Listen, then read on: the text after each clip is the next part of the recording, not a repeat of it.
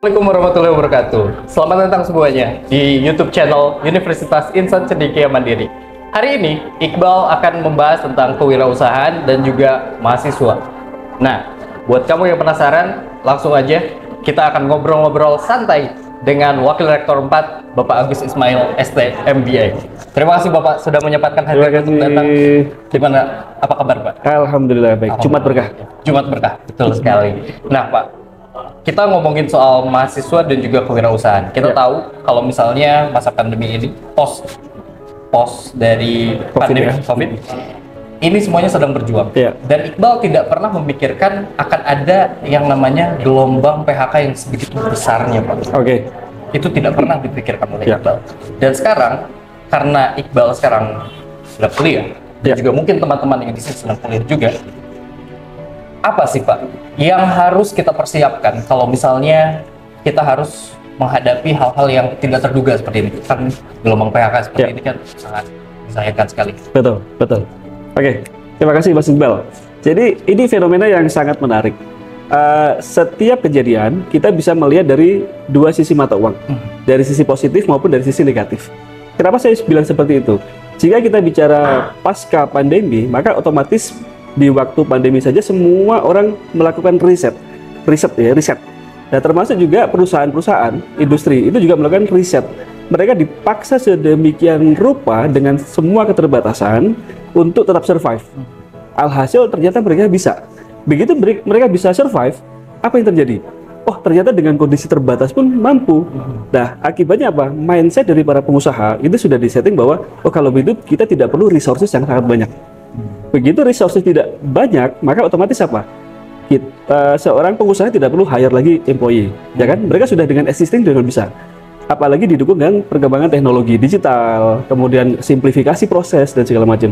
Sehingga kebayang sekarang bahwa peluang pekerjaan itu menjadi sangat sedikit, sementara Indonesia dengan demografi yang luar biasa besar di tengah-tengah ya, di produktif, maka akan sangat kesulitan untuk mendapatkan pekerjaan yang layak. Nah, ini dari kacamata pengusaha. Mari kita lihat dari kacamata sebagai seorang mahasiswa. Dengan adanya pandemi COVID, tentunya ini akan menjadi evaluasi ya untuk ke depan bahwa setiap orang harus ready to adapt any situation. Contohnya begini, dengan adanya COVID yang selama ini kita santai-santai aja ya, begitu COVID, jika orang itu tetap santai ya tidak akan survive. Tapi begitu mereka bisa adaptasi, mereka bisa mengerti dan siap-siap untuk kedepannya, maka mereka juga akan bisa survive. Nah, yang kedua, tentunya juga ini mengingatkan pada generasi muda, Mas Iqbal, saya gitu ya. Itu tentunya harus kita benar-benar ready secara individu, menyiapkan diri sendiri sehingga kita bisa istilahnya apa ya? Istilahnya bisa melawan situasi. Kita tidak dikontrol oleh situasi, tapi kita melawan situasi. Caranya bagaimana? Kita improve diri kita, kemudian secara knowledge, secara skill. Nah, jadi artinya tidak bisa lagi kita cuma nunggu-nunggu saja, kita duduk manis, itu nggak bisa. Betul-betul kita cari segala macam cara, kita cari segala macam informasi, dan untungnya thanks to teknologi. Kita cukup browsing, sehingga kita bisa mendapatkan banyak knowledge ya. Apalagi sekarang dengan, apa ya, kalau jalan-jalan ke luar negeri gampang ya. Jadi, karena saya percaya bahwa kalau kita sering keluar negeri, kita trip kemana-mana, kita mendapatkan banyak insight. Insight itu kita bawa, kita terjemahkan ke dalam action, di Indonesia kita bisa improve. Ya. Jadi itu dua sisi mata uang.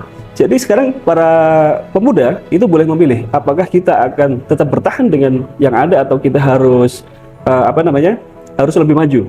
Ya, jadi itu masalah pilihan. So pasca COVID anggap aja sebagai bahan evaluasi. Tetapi kita harus move on terus. Dan lebih agresif lagi malah, gitu sih. Ya.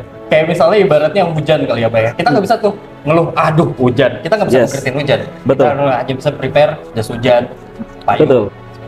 Ya. Dan menariknya adalah kalau misalnya tadi Pak Agus tadi sebut kalau misalnya kita harus adaptasi dengan lingkungan luar dan juga sering-sering keluar negeri, kita adaptasi dengan bagaimana dunia ini bekerja sebenarnya. Ya.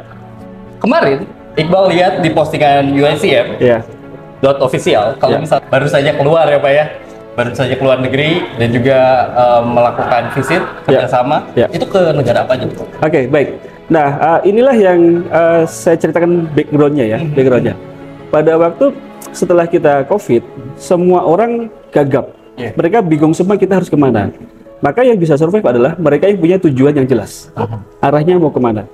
Oke, untuk UICM sendiri tentunya kita berpikir bahwa kita harus beradaptasi, kita harus berproses, dan kita harus membuat yang namanya quantum leap.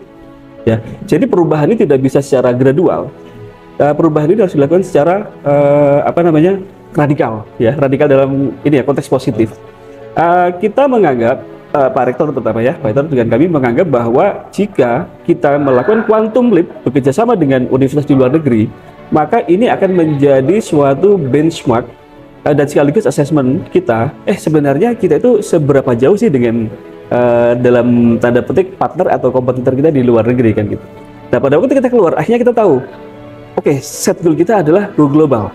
Kita kepingin bahwa seluruh alumni dari UICM itu bisa merasakan yang namanya luar negeri atau seluruh dunia seperti apa. Jadi konteksnya kalau misalkan di Al-Quran kan jelas ya, bahwa setelah kita selesai sholat Jumat, maka bertebarkanlah seluruh dunia. Seluruh dunia kan nggak cuma Bandung ya, nggak cuma Jawa Barat, nggak cuma Indonesia gitu. Seluruh dunia sangat luas sekali. Allah sudah menciptakan dari A sampai Z ya, itu untuk dikunjungi. Jadi konteksnya adalah seperti itu. Nah, jadi salah satu negara yang kami kunjungi adalah Taiwan. Ya, Taiwan. Kenapa Taiwan? Memang karena sebelumnya sudah ada kerjasama. Sekarang kita coba strengthening the relationship. Sehingga harapannya apa? Harapannya adalah membuka ruang bagi para mahasiswa UICM untuk merasakan dunia luar seperti apa. Dan terbukti, beberapa dari alumni mahasiswa begitu sudah ke luar negeri, ketagihan. Taiwan nggak cukup, langsung Jepang. Habis itu Australia gitu. So ini adalah suatu proudness ya, proudness bagi kami di UICM, karena sehingga setiap individu yang ada di UICM ini akan punya kesempatan untuk berdaya lebih jauh lagi gitu. Kita sangat happy. Kenapa? Karena istilah juga ini bagian dari syiar ya, kita bagaimana seorang muslim itu kalau di luar negeri ya kita tetap muslim, dan kita juga syiar bahwa kita punya karakter yang bagus sehingga bisa dijadikan referensi bahwa Islam adalah sesuatu yang bagus. Ya, itu Taiwan. Yang kedua adalah saya juga kemarin berkesempatan untuk berkunjung di Asia Tengah. Spesifik di Uzbekistan, Kyrgyzstan, dan Kazakhstan. Di sana ada dua universitas yang saya rasa bisa dilakukan kerjasama, yaitu Aalto University, ya Aalto International University, dan satu lagi adalah SDU atau Sulaiman Demirel University. Sama, dan ternyata ya begitu kita jalan, mereka juga sangat terbuka untuk kerjasama. Karena memang secara umum ya kita itu memang manusia diciptakan saling bersilaturahmi, saling terkoneksi satu dengan yang lain. Nah, begitu kita sudah menetapkan suatu target quantum leap, maka apapun yang terjadi kita nggak peduli, karena kita tujuan kita jelas. Kita mau ke sana. Sehingga kalau ada pandemi pun ya istilahnya, pokoknya satu tujuan, kita harus ke arah sana. Nah, itulah yang membuat kita akan selalu survive dimanapun kita berada. Gitu.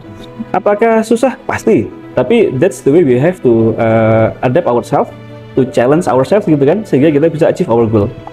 Gitu masih menarik.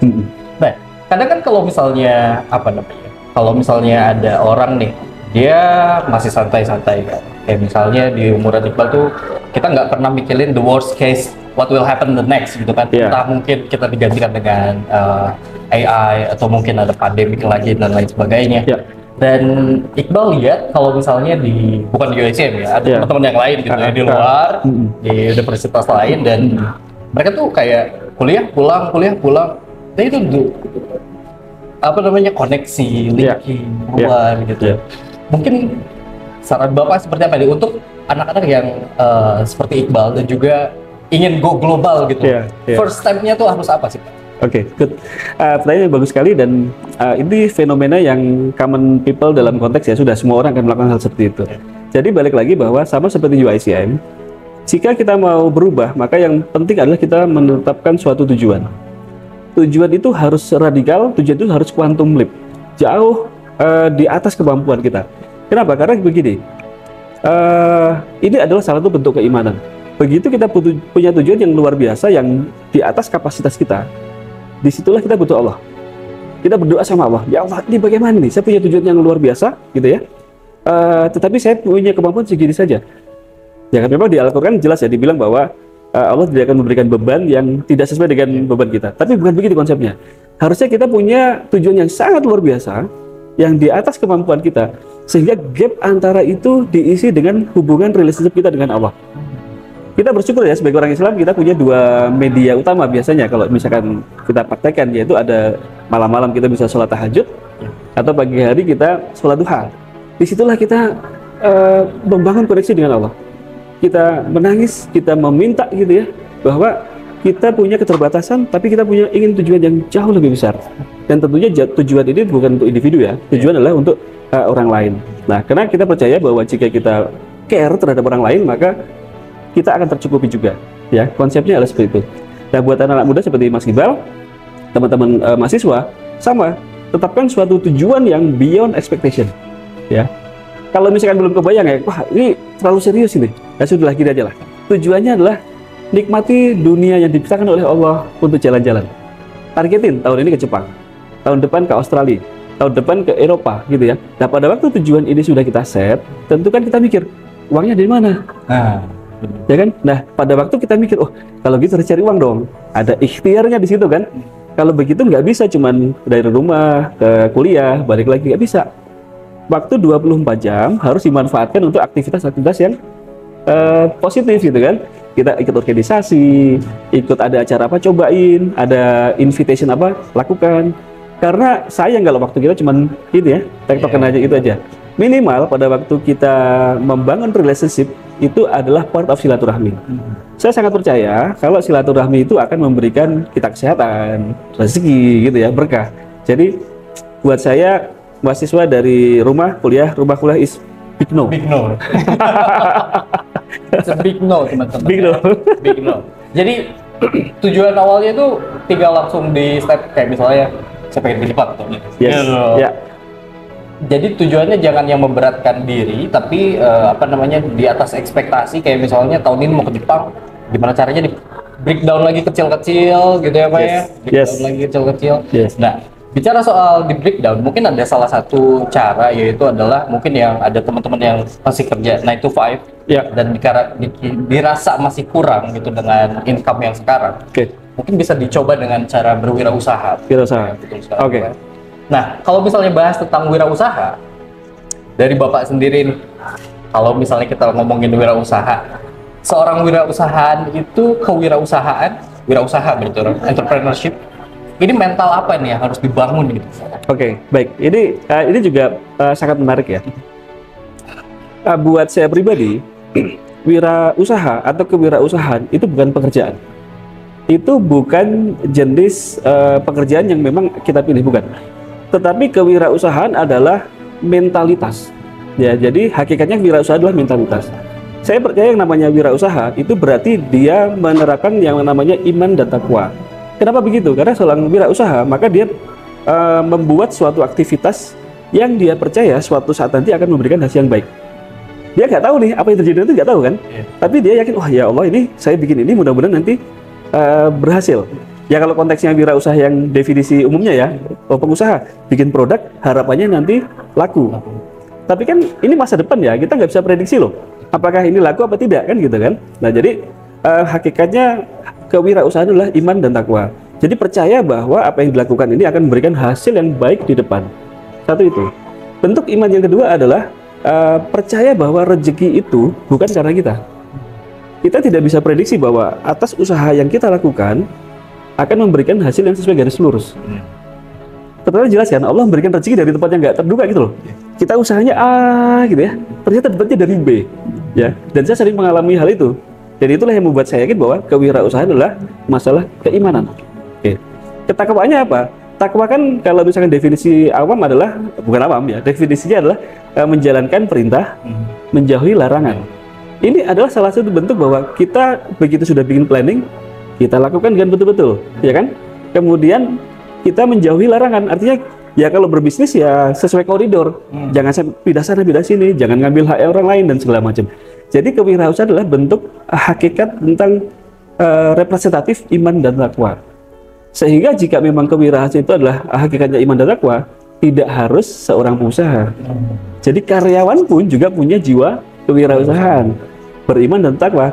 Percaya bahwa apapun yang dilakukan sekarang akan memberikan manfaat luar biasa di masa depan. Bisa jadi manfaatnya memang gara-gara ikhtiar kita, atau memang manfaat itu muncul karena memang Allah sudah berikan dari yang tempat yang tak terduga. Ya, jadi seperti itu sih. Oke. Menarik. Soalnya Iqbal dari kata-kata Pak Agus tadi, dari statementnya, Iqbal ingat jadi satu quotes. Ada satu quotes yang bilang, kerjalah lebih dari apa yang kamu bayarkan. Saya ke depan, Ya. kamu akan dibayar dari apa yang kamu kerjakan. Oke. Gitu. Oke, menarik. Dan saya punya rumus yang lain. Apa itu? Jadi kita kan selalu berharap bahwa usaha kita sama dengan hasil. Ya, itu udah biasa lah. Jadi kadang-kadang kita jika sudah usaha 10, kemudian hasilnya tidak 10, maka kita kecewa ya, betul nggak? Kadang kecewa. Kecewa kan? Nah, tapi saya percaya matematika. Kalau ikhtiar kita 10, hasilnya mungkin akan 3, tetapi kan ini harus balance nih, 10 dan 10 kan? Maka Allah akan membuat 7 itu dalam bentuk yang lainnya. Nah, ya kan? 10 sama dengan 3 plus 7. 7-nya mungkin bukan sekarang, tapi suatu saat nanti, atau dalam bentuk kesehatan, kemudahan, kebahagiaan, kan gitu kan? Nah, sisi lain juga bisa jadi kalau usaha kita 3, kemudian sama dengan kita mendapatkan 10, maka minus 7-nya itu bisa dalam bentuk penyakit, hidup kita nggak tenang, dan segala macam.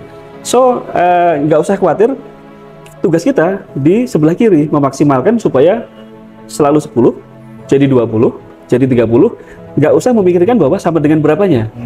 Kan ini domainnya Allah gitu kan. Jadi kita maksimalkan aja kita di sini, gitu ya. Wirausaha sama, maksimalkan aja terus usaha, nggak usah tambah henti dan segala macam. Dan nanti ada rumus ya untuk berhasil ya. Untuk berhasil. Ya. Penasaran nih. Ya. Ada di berikutnya. Menarik sekali. Oke. Potong ya tadi. Bagus. Ya. Oke. Untuk kedepannya nih Pak, untuk mahasiswa yang di UICM, Ya. mungkin menarik nih dengan program yang tadi yang dibawa keluar, terus Ya. juga program magang. Buat teman-teman yang mungkin tertarik, yaitu dengan program UICM untuk magang di luar ini, Ya. ada pesan-pesan Pak? Oke, baik. Teman-teman mahasiswa, manfaatkan semua peluang. Setiap ada opportunity, nggak usah hitung-hitungan. Jika ada penawaran, ambil penawaran itu. Ikhtiar itu domain kita, nggak usah takut gagal. Gagal dan berhasil itu adalah mata uang juga, sama ya. Jadi sama gitu. Jadi nggak usah takut gagal, nggak usah takut berhasil. Kita lakukan, begitu gagal, coba lagi. Kalau berhasil, alhamdulillah, kita harus bersyukur, kita bersedekah gitu ya. Kalau gagal, coba lagi. Nah, konteksnya dengan sekarang banyaknya kita menjalin kerjasama dengan luar negeri, jika ada opportunity, ambil. Yakinkan orang tua bahwa ini akan memberikan kehidupan yang jauh lebih baik secara finansial dan non-finansial. Bayangkan misalkan teman-teman mahasiswa ya, bisa merasakan environment luar negeri. Oh, ternyata secara culture seperti ini. Ya, saya ambil contoh begini. Di kita untuk sholat gampang sekali, gitu kan? Sholat, ada azan, langsung sholat. Kalau di luar negeri, susah, ya kan? Wah, sholatnya di mana? Kita harus cari-cari. Tempat wudhu sama tempat sholatnya jauh. Nah, saya percaya semakin susah kita beribadah, maka harusnya ya Allah memberikan pahala yang jauh lebih baik. Itu jika konteksnya adalah beribadah. Tetapi di sisi lain, begitu teman-teman sudah menjangkau luar negeri, kemana, akhirnya punya experience itu yang mahal gitu. Experience mahal. Ada kesempatan, ambil aja. Ya kan? Ini juga tuntutan dari Al-Quran kan? Bahwa kita harus bertebaran ke seluruh dunia. Setelah itu mau pulang Indonesia, boleh. Kalau nggak pulang, ya nggak apa-apa. Tapi ingat bahwa teman-teman berangkatnya dari UICM, jangan lupa UICM gitu ya. Itu yang paling penting ya. Jangan lupa kacang. Baik, bagus. Terima kasih banyak sudah mampir di YouTube channelnya UICM. Semoga sehat selalu dan sukses terus. Amin. Oke. Buat teman-teman yang masih ragu-ragu dan juga masih kuliah pulang, that's a big no for now. Okay, you have to prepare for the future. Dan future itu kita harus adapt dengan lingkungan sekitar dan juga coba bandingin sama yang luar negeri. Oke, segitu aja dari YouTube channel kita kali ini. Sampai jumpa di channel berikutnya. Jangan lupa kalau misalnya kamu suka, like, comment, and subscribe. Iqbal pamit. Dadah. Assalamualaikum warahmatullahi wabarakatuh. Terima kasih.